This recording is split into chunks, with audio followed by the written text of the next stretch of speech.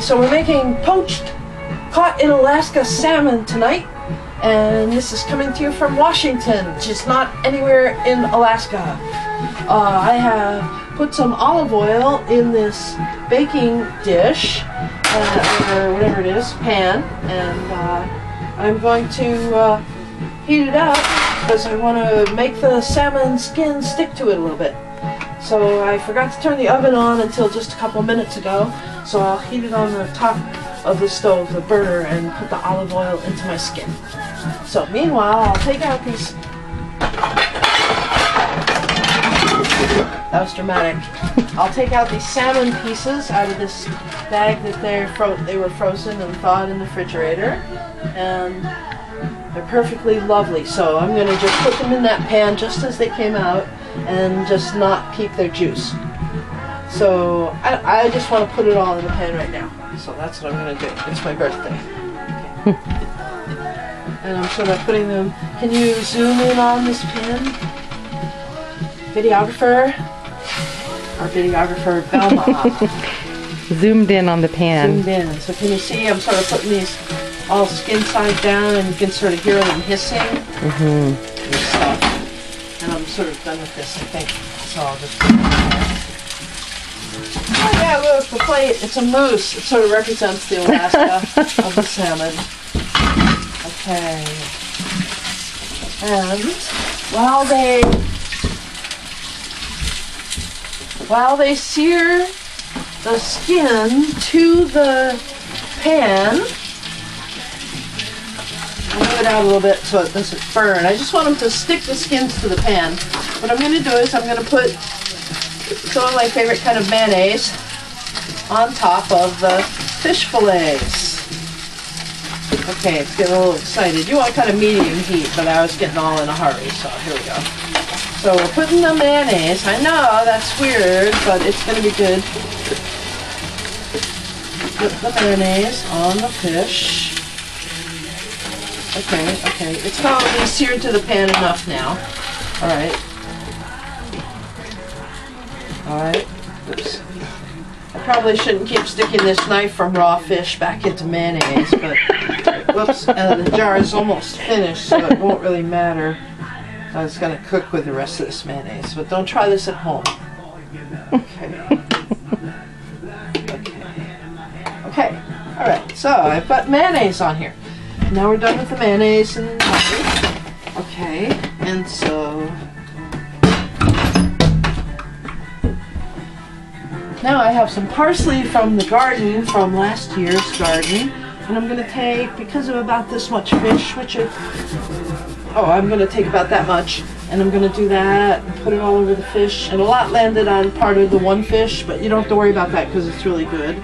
So I just get some more for the other fish that I missed. Here we go. And then, see, I really like the kind of mayonnaise. It's the best kind.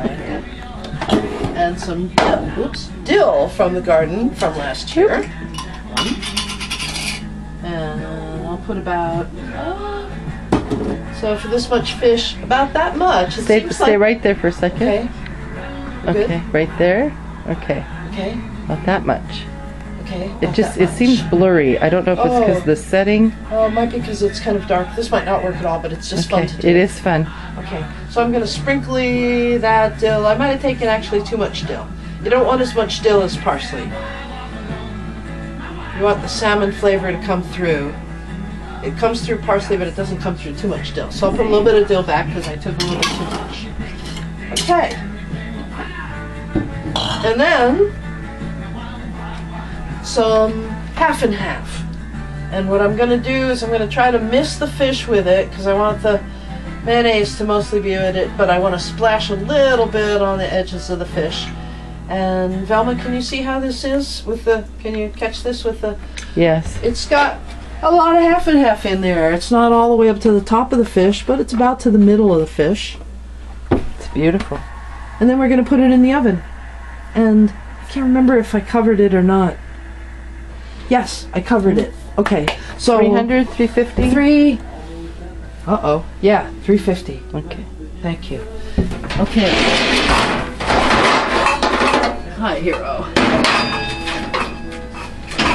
She knows, baby. Yeah. Okay, so I have this handy dandy way of covering a square rectangular baking dish with another rectangular baking dish. Okay, you don't have to like have toxic aluminum foil in your food. Watch out, honey.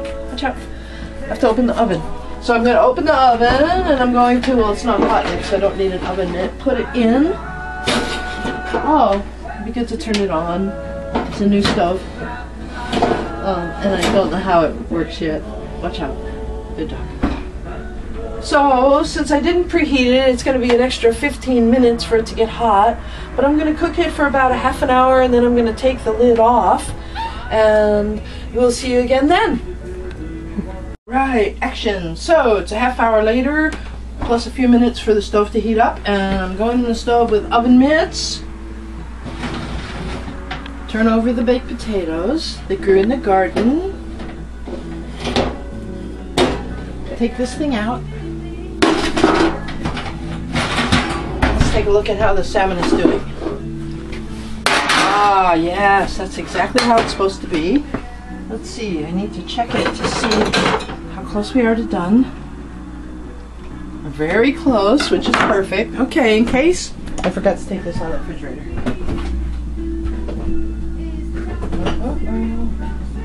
Okay. In case you didn't think we used enough dairy products earlier. Like I said, it's my birthday. Alright, so may the overindulgence begin. I am drizzling whipping cream, not whipped cream, but cream, over the fish here on top. This is the first time anything has been on top of them except for the mayonnaise and the herbs. Oops. Okay, whoops, a little bit more on this. Okay, so that sort of butters them up.